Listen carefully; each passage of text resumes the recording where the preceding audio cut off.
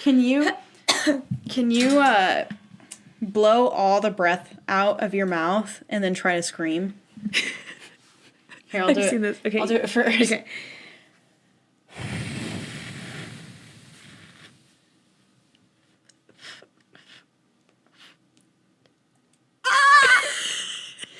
That's pretty good. Better than some of the ones I've heard. That hurt. Okay. I don't know if I got all the air out. Okay. I'm just clenching my butthole trying to get all the air out.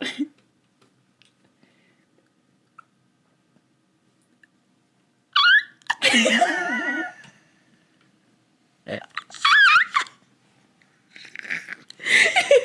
have to try if I can get all the air out again. Why did I breathe in? I feel like it helps.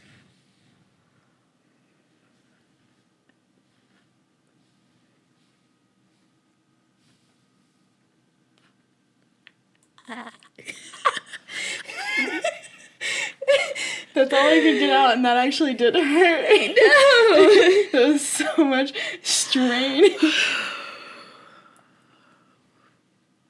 feel like a balloon. I feel like I'm gonna go like any harder. I'm just gonna poop. That's how I feel too.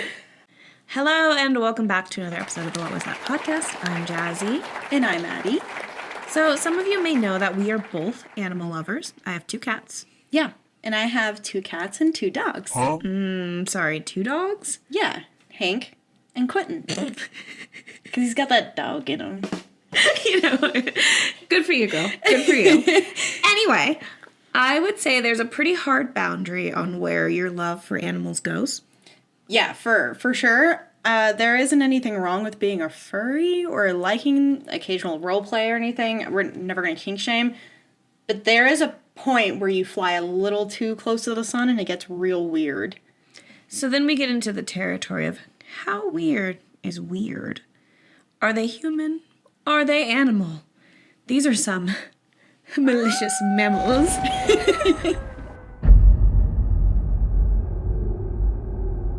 Story 1. The backstory. I'm going to skip that. It's so millennial. I was like, this was written by a millennial. This is like millennial circa, 10 years ago? Less story. Yeah. Ugh, I get it now. I get it. I'm sorry to all the Gen Z who I've come after and been like, why do you hate us so much? Here we are. Story 1, Wolfman. Le backstory. No,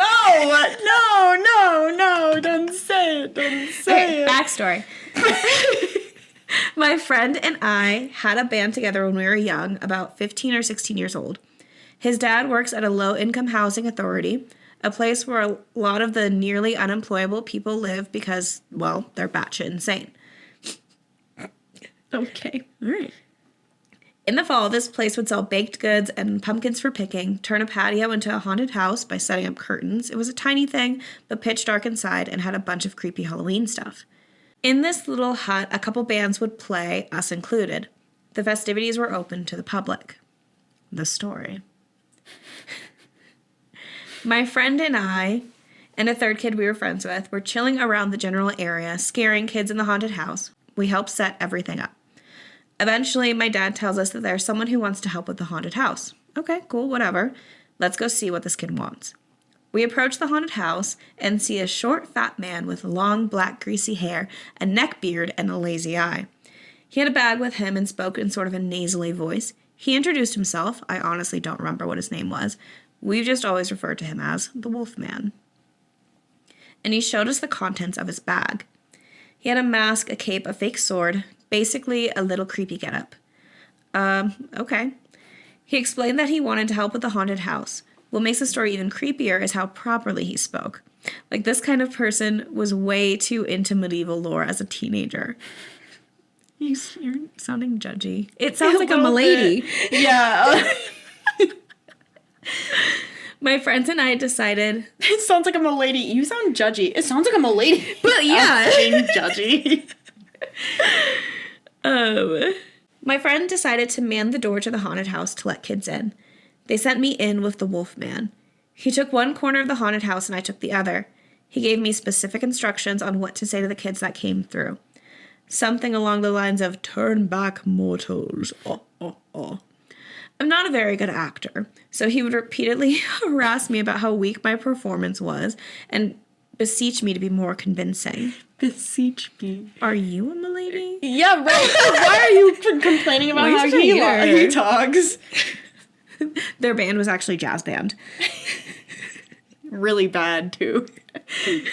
When the kids would walk past me to get to him, he would turn on a strobe light and scream in a deep, bellowing voice things like, foolish mortals, you have reached hell, and now your souls will be mine.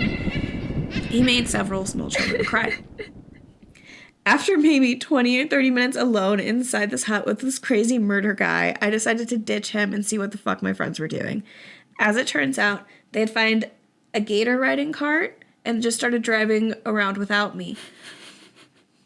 Rude. Wolfman noticed my absence and came to seek us out. He caught up with us and basically tried to make friends with us. His namesake came from when he asked us if we liked werewolves and explained that he's written a series of novels in which werewolves aren't the bad guys, as they always seem to be made out in the media. He asked if we'd be interested in reading them. Throughout all this, we're just walking around the festival area trying like hell to ditch this guy. We sat down to watch an acoustic guitarist perform, and he sat next to us. There's a small audience for the performer, and Wolfman insisted on getting on stage with the guitarist and singing Eye of the Tiger, of which he only knew the first verse and the chorus. He eventually left the festival after a while, and we began driving the gator. But he came back, and I'll never forget sitting in the back of the gator, yelling at my friend to gun it because we had made eye contact with Wolfman. Later that day, my friends had explained that he talked to the guy. We asked him to because we were pretty fucking freaked out. Apparently, he explained that he was thinking of purchasing some pumpkins and perhaps asked some young men he met to help them carry them back to his house on the road. That's when his dad kicked him out. I do think maybe the guy was just a little little off. I imagine Zach Galifianakis this entire... Yeah, this entire time I'm like, there's just this weird guy who really wants to make friends. Yeah. But he doesn't know how. No, he's like, you guys like werewolves? You want to read my novel? Yeah, you guys like werewolves? And I agree, wolves are always portrayed negatively in media. I love wolves. But How's the Red Riding Hood book going? It was good. Big bad wolf. I finished it, yeah. Big bad wolf. Yeah, it wasn't all that I was wanting. Yeah. So I need to seek out another. Mm-hmm. But I did get the second book to the Hades and Persephone book that I was reading not too long ago. Finally, It came up on my Hold on Libby. And the narrator for it is a guy that sounds like he is reading off a proctor at a doctor's office. Don't like that. Yeah, it's really, really unfortunate because I don't want to listen to it. No. You know, I was listening and I was like... So. And then he took his big throbbing... So yeah, I don't know. It just sounds like a guy who doesn't know how to make friends. And he didn't do anything weird in the haunted house. I think the only thing that he did in the haunted house was just scare children. Act and do what you're supposed to do in a haunted house. Okay, do you want to hear a story about a weird wolf guy I worked with at a haunted house? What if I said no? Like, obviously yes, but like, what if I was like, no? Anyway. So, I was like 16. Okay. Well, preface there. The guy was like 25, 26, 27, 28. I already don't like where this is going. Somewhere in that area. Yeah. So I worked at this haunted house when I was younger in high school.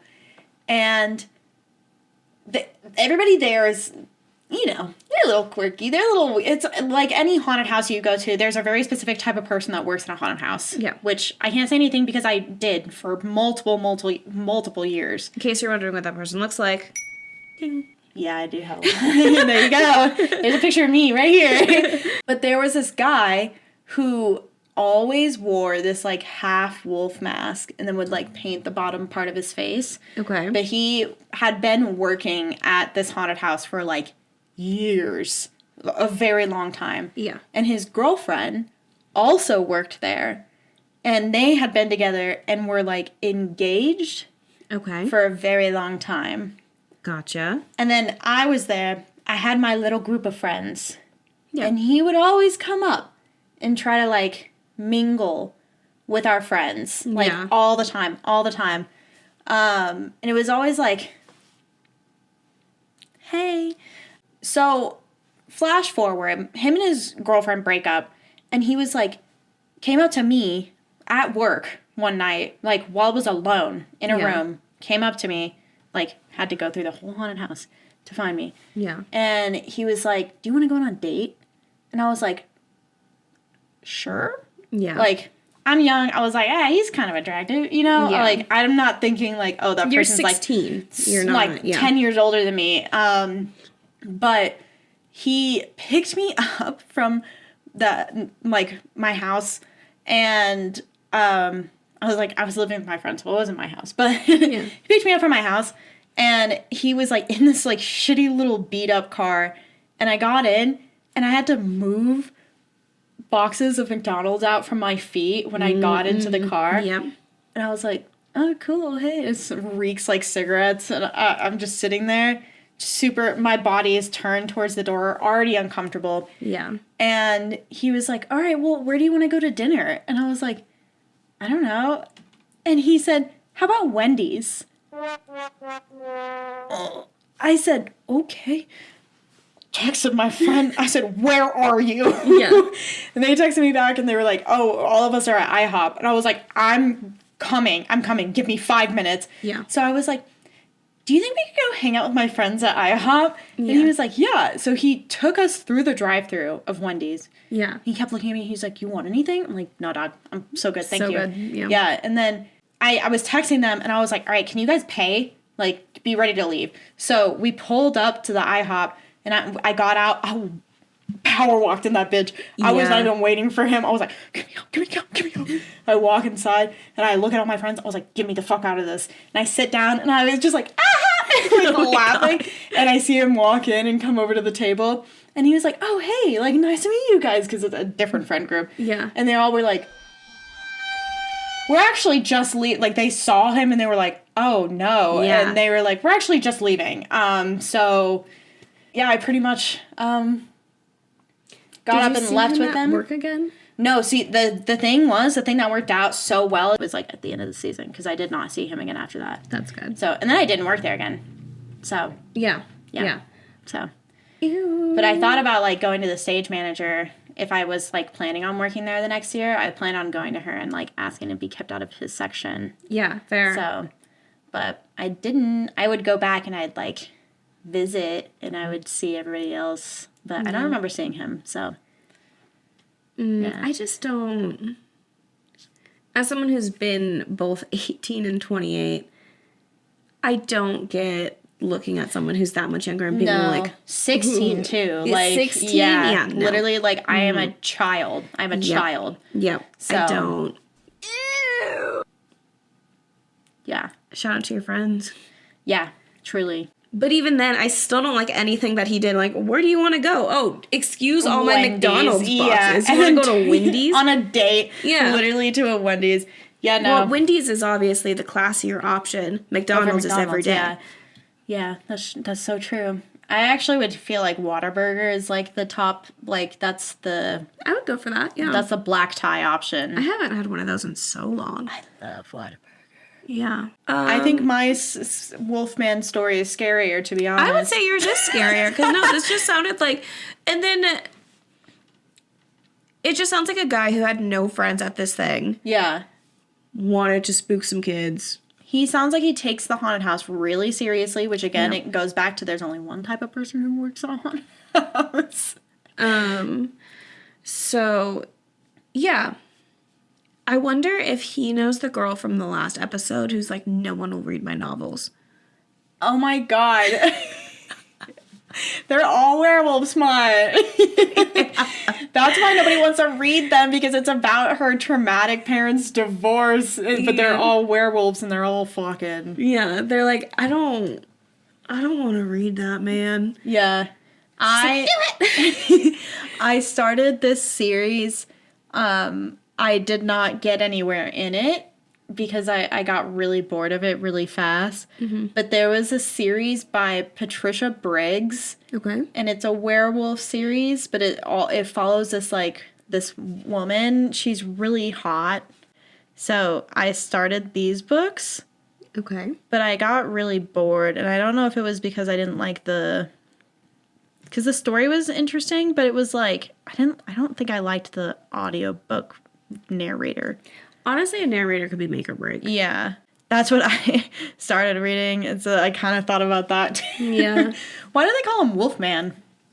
Because he brought up, he's like, do you want to read my novels about Well, they said they call him Wolfman before, right? Long, black, greasy hair, a neck beard, and a lazy eye. I'm sorry, not everyone's beautiful. And people have interests like werewolves. Yeah. Just let them live. Let them scare the children. Yeah. If you're letting your child go into a haunted house, you know they might cry. So Yeah. I think he's probably doing his job pretty good. He is literally doing what he's supposed to. I think you guys need to calm your shit. God knows what happened to those poor pumpkins. Wait, what the fuck? This person says, he seems perfectly harmless, if lonely to me. Downvote me if you will, but I saw nothing creepy. Well, except for making kids cry. And OP was stuck in this. You weren't, like, stuck in there, though. No, you could have left. But the thing is that they were alone with this guy in the haunted house for so long, and nothing happened. Yeah. Not a single, besides him being like, hey, you're not that good of an actor, which honestly, slay. Yeah. Like, I love that he was like, you suck. Get it together. If you're going to be an actor, if you're going to make it in Hollywood, you need to get your shit together. And you're not doing, I really need you to bring on the fear. This is going to ruin the tour. You need to get it together. Yeah. He could have really, like, put you through something to make you channel that fear. He could have. You could have come out quite a bit more traumatized. But you didn't. And you know why? Because that guy just wanted to hang out. He just wanted a good time. Honestly, you might just you're just mean. You're just mean. I've never claimed to be honestly that nice, but you are mean. Because they commented, also, now I work at a grocery store a block from the site of this incident. Wolfman comes in sometimes, being generally greasy and neckbeardy. He rides on one of those fat person scooters the store provides. I'm pretty certain he has no idea who I am. But when he comes through, I just stare at him. And someone's like, this is actually really creepy. I was like, no, it's not. It's just a guy at the grocery store. Like, calm your shit. That is so mean. Greasy and neckbeardy. Okay. To be fair, take a shower, shave the neckbeard. I don't like any of those things no matter what. Yeah. But if you have them, I'm not going to shit on you on Reddit yes. and be like, what a creep because you have a neckbeard. I'm like, okay, so maybe you could... When we... I feel like they've done other weird things. It's not the neckbeard. My laugh just then was like... Your scream? No, I was thinking of that clip of that girl who's like, I'm not racist, but... yeah. Not to be racist or anything, but Asian people... That's what my laugh just sounded like. Yeah. I feel like when we're judgy in these Reddit stories, it's because this person's like, oh yeah, show me your tits at a bus stop, you know? Yeah. And then they're also like, neckbeardy and weird. Yeah. They're not like, I'm going to scare some kids at a haunted house. And you guys are going to make fun of me because I'm greasy and I don't have hygiene skills. Try to make friends with the person I've been standing in a room with for 20 minutes. Yeah, that poor guy. Yeah. He literally, like, has no friends. He's got a lazy eye and stuff. It's probably hard. He already has it hard enough. Yeah. You don't need to be mean to him, too. Be mean to the people that deserve it. And there's no reason to call him yes. Yeah. I immediately toned in. Mm-hmm. Yeah, be mean to people who run cults. Like, yeah. This guy, there's no reason to call him Wolfman either, unless he likes that. He might. I would like to be called Meemaw and Wolfman. What? I was saying, two nights ago when I was getting on Faz after we recorded last time, I was like we were talking about something, and I was like, Meemaw is the best grandma name. I think that's like a killer grandma name. Yeah. And I was like, that's really sad that I'll never be able to get called it though. And then Katie and Sarah were like, we'll call you Meemaw. I was like, wow, that's true friendship. Everyone just starts calling me Meemaw, so I get to be called Meemaw. Hello and welcome back to another episode of the What Was That podcast. I'm Jazzy and this is Meemaw. I'm Meemaw. I'm Meemaw. I'm Meemaw. Cute. Story 2. The Rat Man. Yo. This is not my tale, but a friend's. However, I felt like it needed to be told as it's truly horrifying, so much that my friend has told it to several people and every time has been reduced to tears purely through recounting what he saw. It was a very short story, and to him, I expect the whole encounter lasted a full length around 3 minutes. We live in London, and my friend was walking back from his local bus stop home at around 3 to 4 in the morning.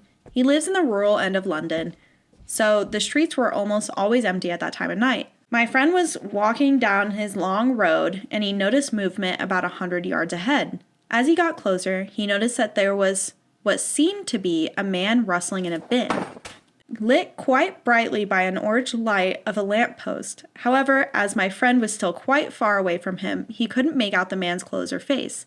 What he did notice was from afar, the man was severely hunched and had twitchy and erratic mannerisms.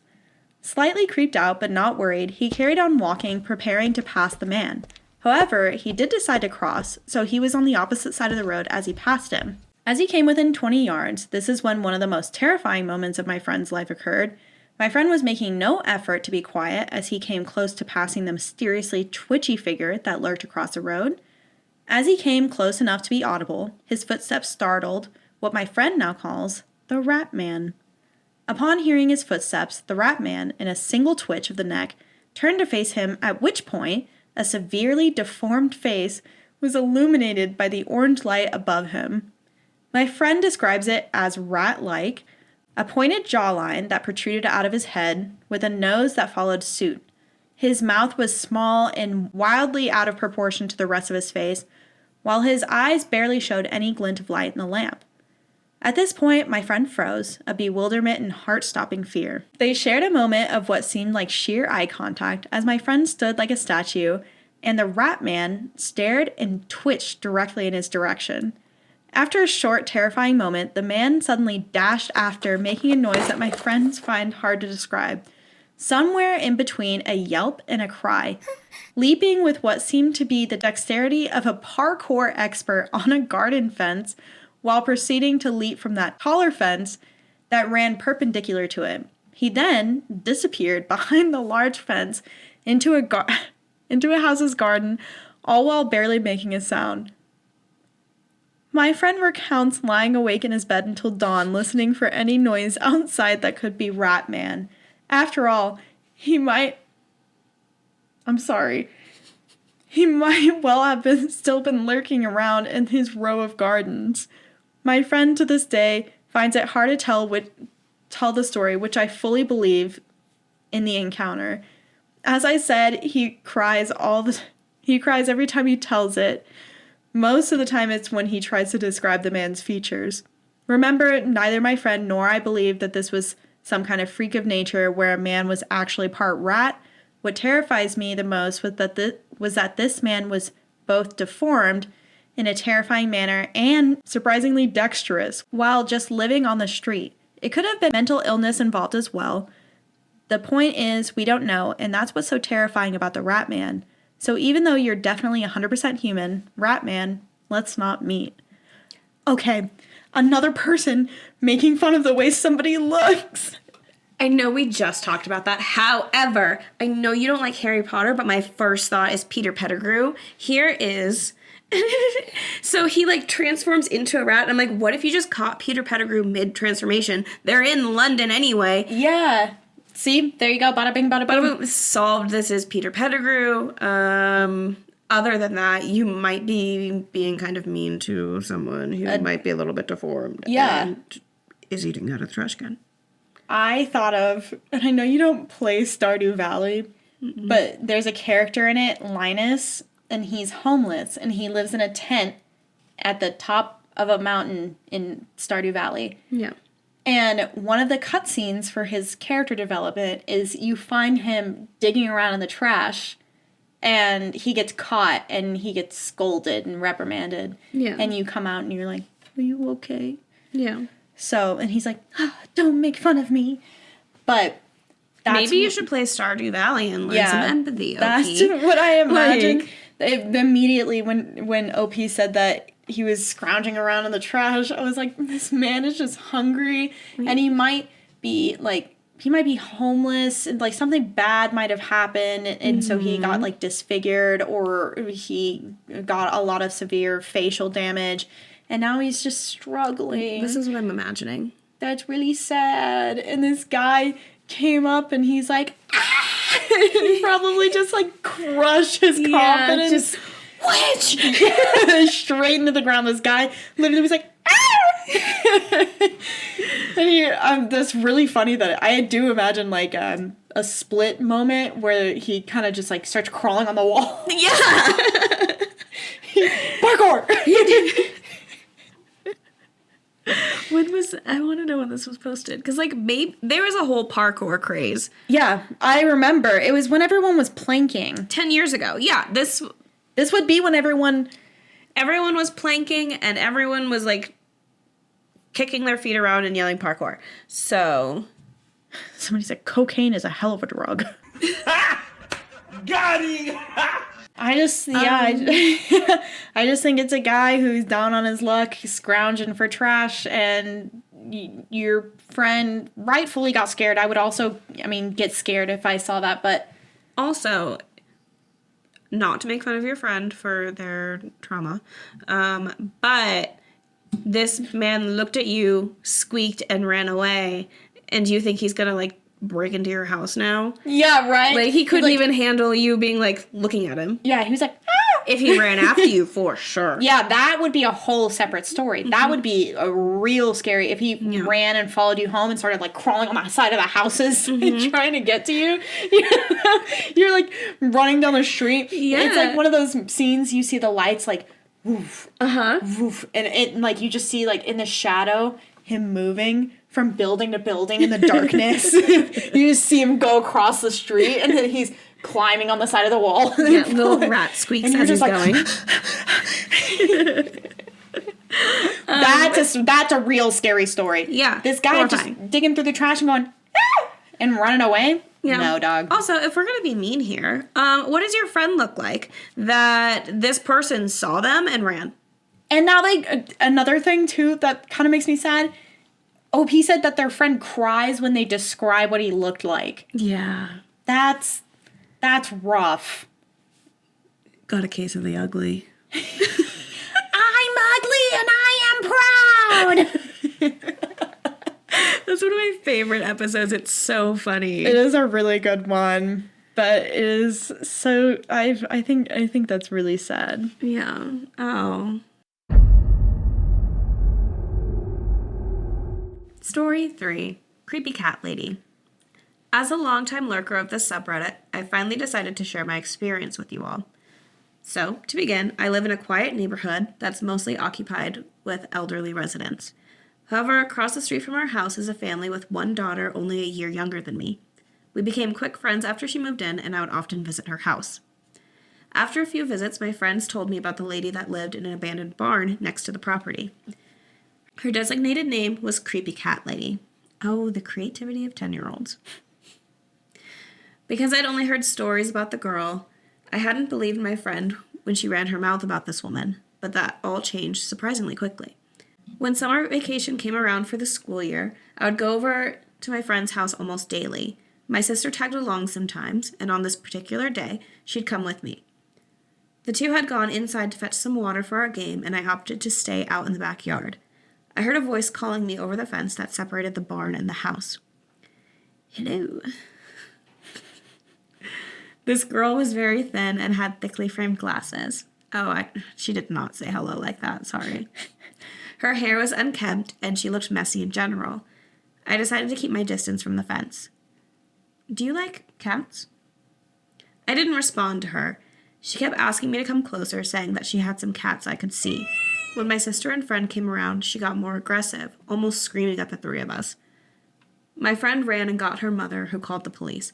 Eventually, they got a restraining order on the woman, but my encounters with the cat lady didn't end. Around that time, I went to an elementary school that was in walking distance of my house. During summer, my sister and I would walk down there and play on the playground. Usually, we were the only ones there, but I always felt uneasy. Sometimes we would see movement in the woods by the park. The whole thing was just shady. So fast forward a bit, when my sister was away at camp and I was at the park alone. A few other kids were there and mothers were watching them, so no big deal. I went to the tire swings and began spinning myself around, checking the time with my watch every so often. Eventually, the other kids would leave and I'm left alone. I was about to leave as well until I heard a voice calling me from the hill leading to the woods. I turn around to see the creepy cat lady standing there, just staring at me. She starts walking towards me, and I start making my way towards home. The whole time she just follows me, and I can hear her mumbling incoherently. Eventually I turn around and see her just staring at me. I think she's done. My judgment failed me, however, and she starts running towards me. Because I wasn't the most in-shape kid ever, I knew I couldn't outrun her, but I had the advantage of being small. I sprinted to the portable classroom and hid under the porch of them, praying she didn't see me run under them. She obviously hadn't because she ran right past my hiding spot. When I finally got the courage to get up, I went straight home and told my mother. After a few police calls, we didn't see much of her again. Creepy cat lady, let's not meet. This is legit scary. Yeah. Thank you. Ooh, I don't like that. Yeah, I was thinking that as you were reading it. My eyes kind of did dilate because I was like, I don't like this. Hey, I don't like that. I don't know if I like this. No, this is scary. Yeah, because when it first started, I was like, okay, maybe you wanted to show people your cats. And then she started screaming and was like really insistent about it. I was like, or she was trying to kidnap you. And it's like, hey, do you want to see my cat? You want to see my kitties? Do you want to see my cats? I've got cats. I've got cats. I've got cats. I've got. Oh my god. Meow. Yeah, I got a cat you ain't never seen before, kid. Get over here. Meow, she. Meow, meow, she. I like to imagine that's how my cats talk. I could see your cats having a transatlantic. They're city kitties now. Yeah. Yeah. I feel like Merle has like a rough cowboy. Oh yeah. Like smoked way too many cigarettes. He's been around the block once or twice or 8 times because he's on his 9th lick. Yeah. But he's like, I don't know what you guys do around these fucking parts. Get this fucking dog away from me. Yeah. Merle.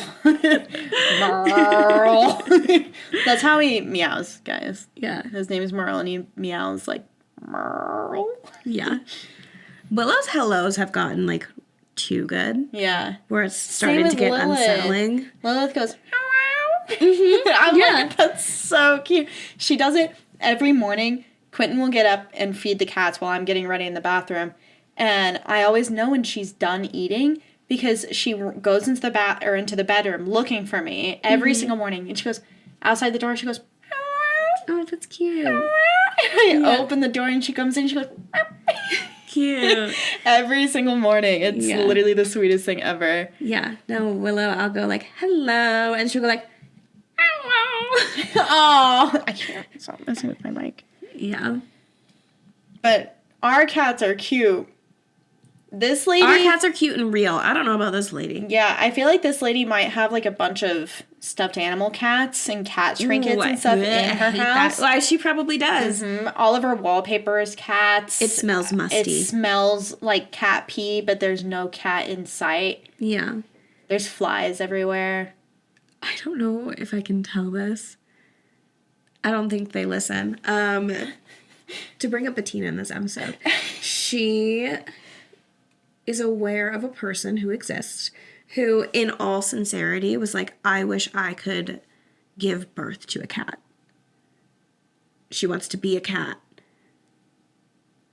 And we're like, oh, yeah, because they're so cute. Put it in a basket. And she's like, yeah, I want to, like, push it out of me and it would be mine. And I was like, so I'm going to go get some more refreshers. You haven't watched It's Always Sunny, have you?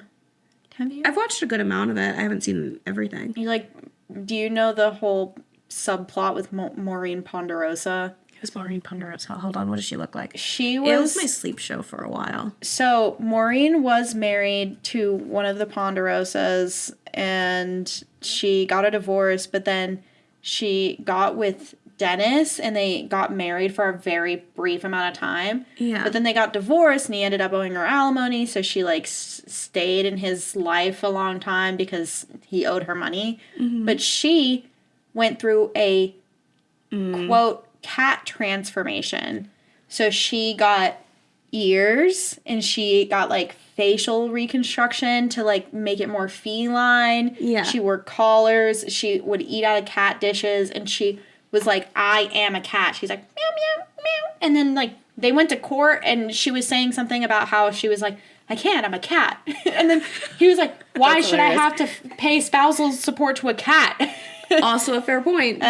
She, like, goes to the bathroom in a litter box. Yeah. And then when she dies, they bury her in a pet cemetery. Because she's a cat. That makes a ton of sense. Yeah, I have not seen anything beyond season 6. Yeah. It's at the beginning, so. Pretty dumb subplot, but. Really funny. I think, I could be totally wrong. There was a thing where Lily Rose Depp was in a movie and she method acted for it, and it was a girl who thought she was a cat, so she also thought she was a cat. Interesting. So I trained for months to, you know, act like a cat. And it was honestly a really fulfilling prep experience. I loved Did it. you, like, drink milk out of a saucer? I actually did. You did? Because it was over, we were supposed to shoot, and then it was like COVID happened and everything. So you lived as a cat. So I was alone in my mom's house and everything, and I would like ask my mom to like put out bowls of like water for me on the ground, and I would like kind of crawl around for parts of the day and do that. Because I was just like, well, we have nothing to do, so I might as well just prep intensely. That was fun. I love her. She's so funny. She's so beautiful. She's so beautiful. She is such a gorgeous, like gorgeous. a painting. Yeah. What's Anyway. it like looking like a painting. Yeah, this story is actually scary. I would not want to ever see this woman ever again. That's so scary. No.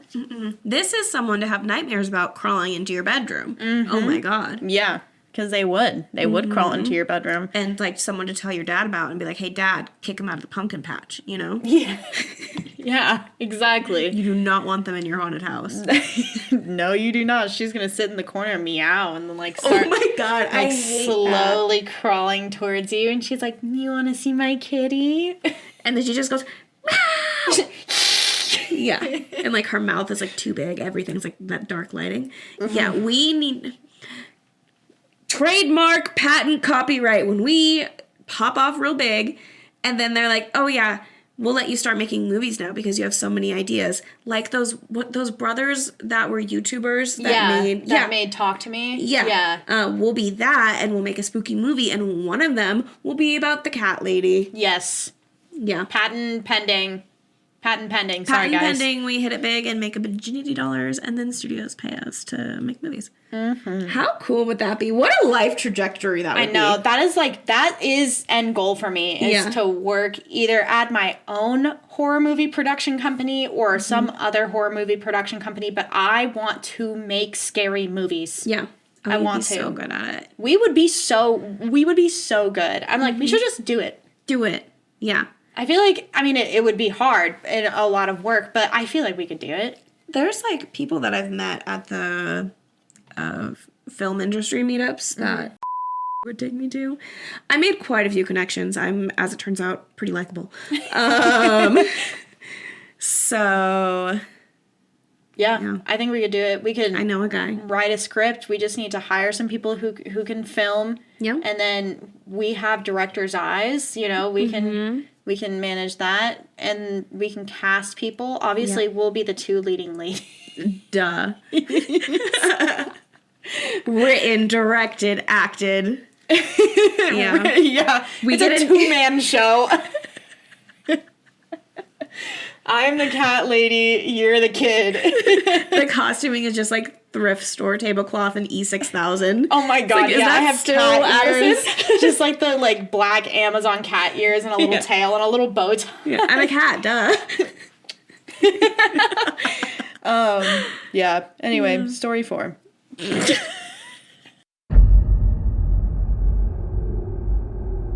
Story 4. The Scaysville Monster. I just discovered this sub and have been reading your stories. Some are quite frightening. I have a tale from a long time ago I thought I would share. I think it belongs here. I hope I don't bore you. We'll find out. I am now a 72-year-old man. This happened long ago, but I remember it so well. The background of this series of events that placed me in a mountain cabin outside of Frederick, Maryland, circa 1969 or 1970.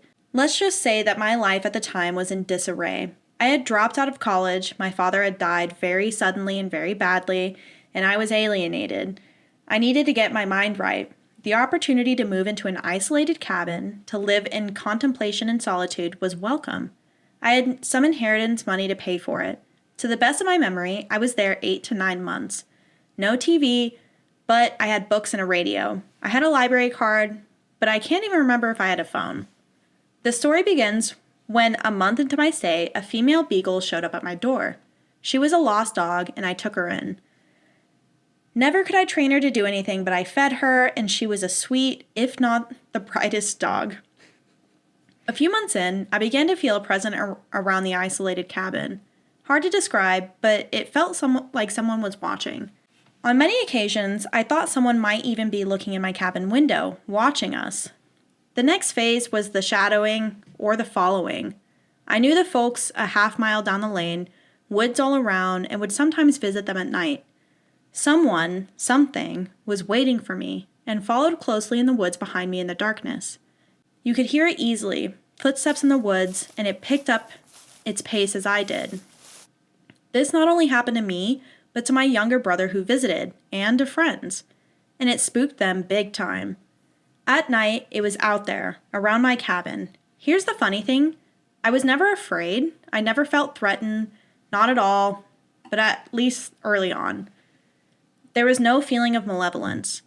I spent a good bit of time wandering the vast areas of woodlands around me.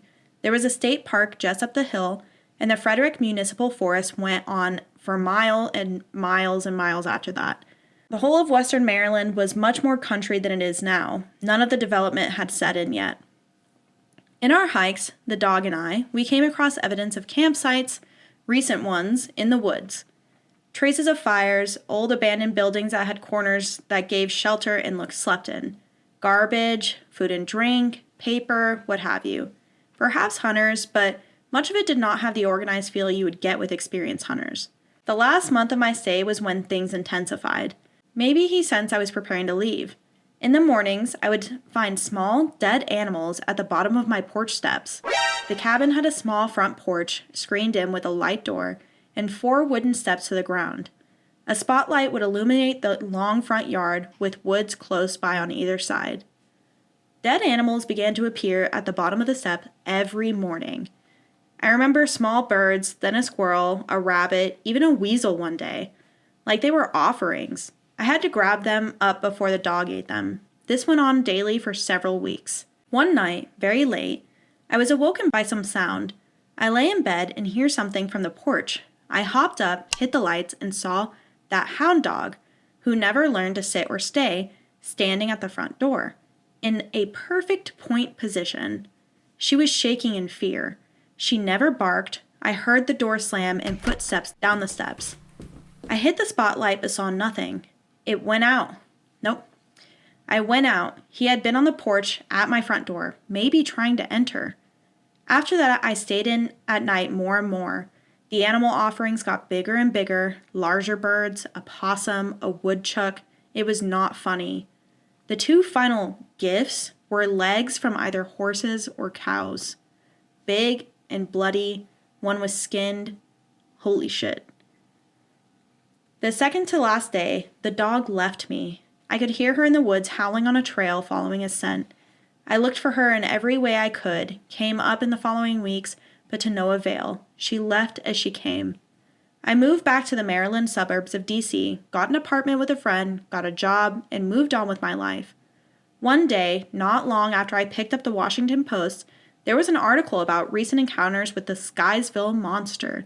It described a tall, Yeti-like creature, fur-covered, on 2 legs that would pick out a family or a person and give them attention. I wasn't the only one. That attention described in the article was exactly what happened to me.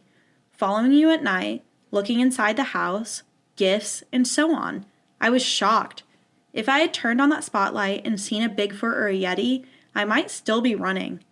But I think I know who it was. Skysville, Maryland was the location of the Springfield Hospital Center, a large state psychiatric hospital. It was 20 miles or so east of Frederick. Back then, many folks who knew how to live in the woods, they grew up that way, country folk. I think the monster was an escaped patient or just a free schizophrenic who lived outside. This is like all homeless you see in cities now. Probably off his meds and somehow functional and lonely. He would pick people or families to adopt. The camps in the woods could have been him. Nothing to do, he would make mischief. I think he liked me, but since I was leaving. I can't prove any of this, it's just my theory. The monster was very much of the time and place, and his behavior was when I noticed in nearly every case on. I do not think he could have survived until the 80s, deinstitutionalization of mental hospitals threw the mentally ill out into the streets and took away the shelter of hospitals. Unprotected, the mentally ill die. So, that's it. And that's the end of that story. That's actually really spooky. Yeah, I feel like they're probably right with It being some yeah. person. Because my thought was like feral people. Yeah, that's probably the wisest thing. It would be, I would have left so early on, though, if I kept going outside and seeing dead things on my front porch.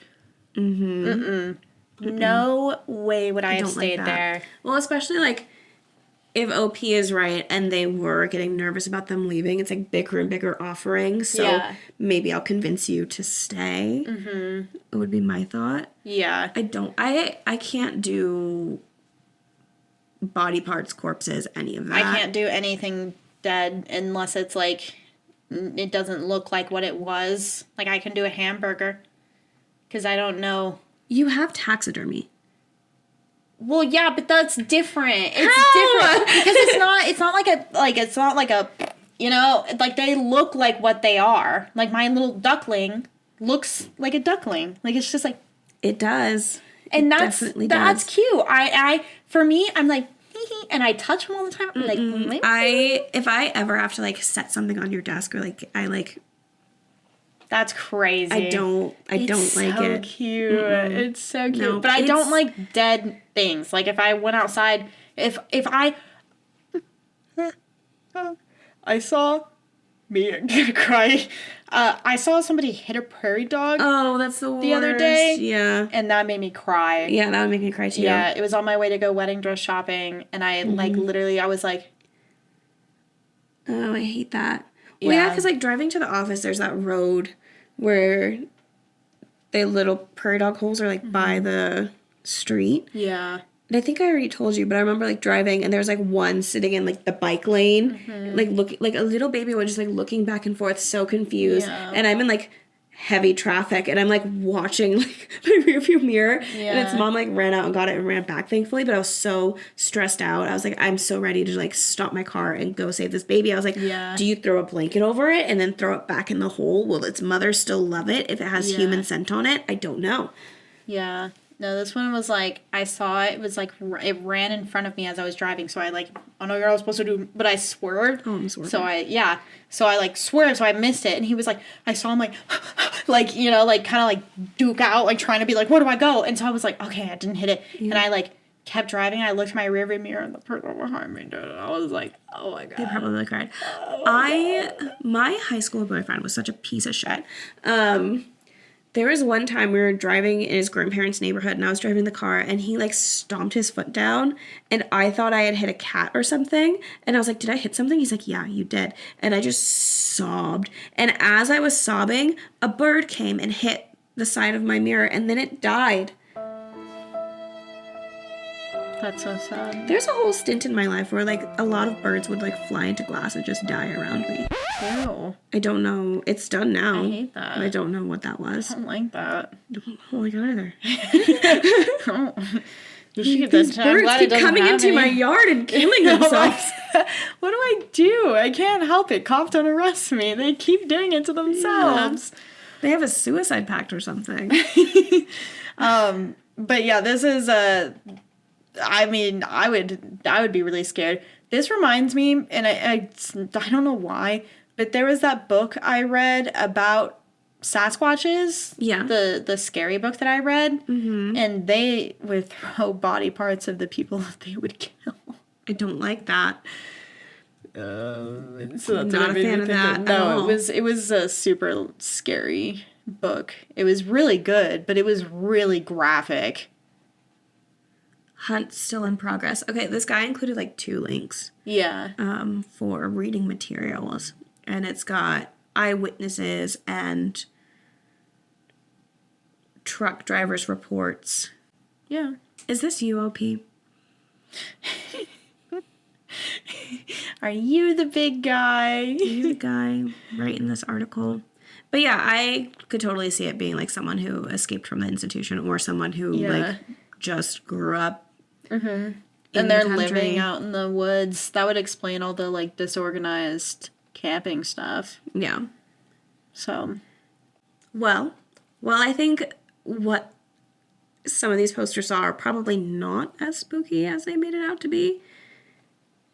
It is having me think about if a real rat man was out there. Peter Pettigrew, if you're out there, please don't come visit me.